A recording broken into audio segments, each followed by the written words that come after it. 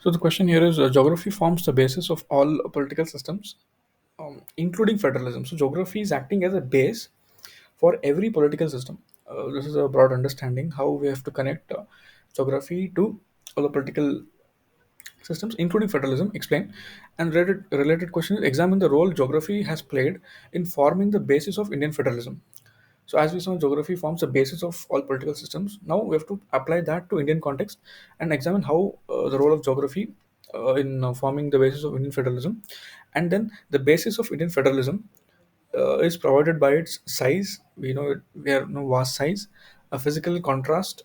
I mean, India is uh, has it's called a subcontinent, and then cultural includes religious diversity, linguistic diversity, racial diversities, and also regional disparities. Apart from that, we also see the demographic variations and also historical factors. So these are the basis of Indian federalism. In one sense, they've summed up everything that because of its size, because of its physical contrast, because of the culture, diversity, regional disparities, historical factors. We have to discuss this. So quickly, just seeing the overall idea approach. The federation is the most geographically expressive form of all political systems because we can see distinct two political power blocks, like two political powers, and powers being divided, clear demarcation of separation between center and states. In that sense, federation is most geographically expressive. There are two reasons why federalism is considered most geographically expressive of all the forms of government. So that reason is all political systems have geographical basis, but it is most prominent in federal, as you've discussed. The first reason is it is based on the existence of regional differences or territorially grouped diversities, so that each constituent unit in it seeks for the perpetuation of its regional identity. So once a regional identity is formed, it develops its own characteristic. Take for example anything, any state. Once it is formed, it has its own identity. It tries to exert its own identity.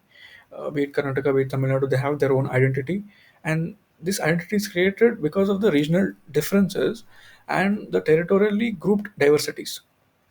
So this is one perspective of how geography is most expressive. Federation is geographically most expressive of all political systems, and then geographical basis of Indian federalism. If you have to analyze this, so two main conditions exist for Indian federation. First, we know the spatial extent of India is a conditioning factor. So another conditioning feature for Indian federation, or which has helped the rise of federalism in India, is the wide and unequal distribution of wealth, resources. This includes resources both natural as well as ultimately the man-made one, the natural resources, the wealth, and the specialization in varied nature of economic activities. So, since there are differences, this is a conditioning feature of Indian Federation is helped the rise in federalism in India. So, this is one thing, and then focusing on the geographical basis of Indian federalism, as we know, we are large size and large population, over a billion population, and also area being more than 3.27 lakh square kilometer, and the vast size is an important factor in adopting the contents of Indian federal system, because since we have vast size, makes it highly impossible to be governed from a central point. So that is why we need systems to be devolved and decentralized. Only a federal constitution can better serve the interests of people in different parts of the country. So because of the sheer geographical size, so size becomes a key factor, and then greater diversity is also there. So as we see diversity, discussed earlier, diversity in terms of linguistic, in terms of cultural diversity, in terms of religious diversity, in terms of ethnic diversity, race. Say, be it India is called melting pot, unity in diversity. Apart from that, coming to the natural reasons, we have complex physical framework. India has a distinct geographical divisions, physiographic divisions of India. They mark the distinct divisions like mountains, regions of the extreme north, Himalayas, greater plains of the northern depositional plains, southern plateau region. So as we see from the top to north to south, we have mountains, plains, and plateaus, three distinct regions. Then there are empty mountainous and desert areas, mountains and deserts, extremes, coastal plains. These support vast human agglomeration, especially the Gangetic Plains. Now, coming to the nature of federation, Indian Constitution also mentions that India shall be a union of states.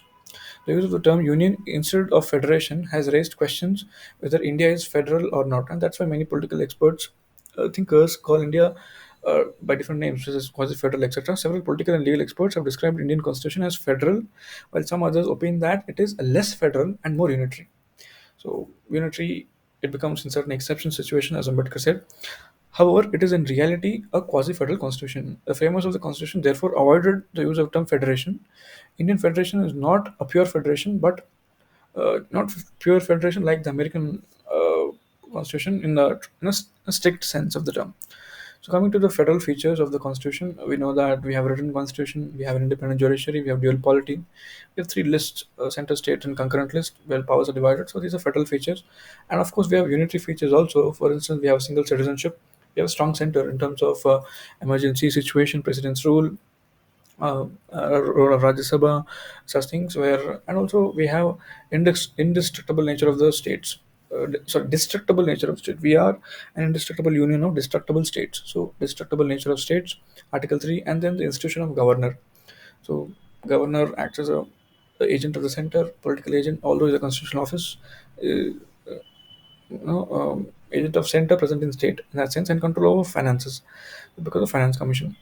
So these are key reasons why we tell that geography acts as a base for federalism. Apart from geography, because of sheer size, diversity, physical, and also cultural diversity, India, uh, the role of India in forming Indian federalism.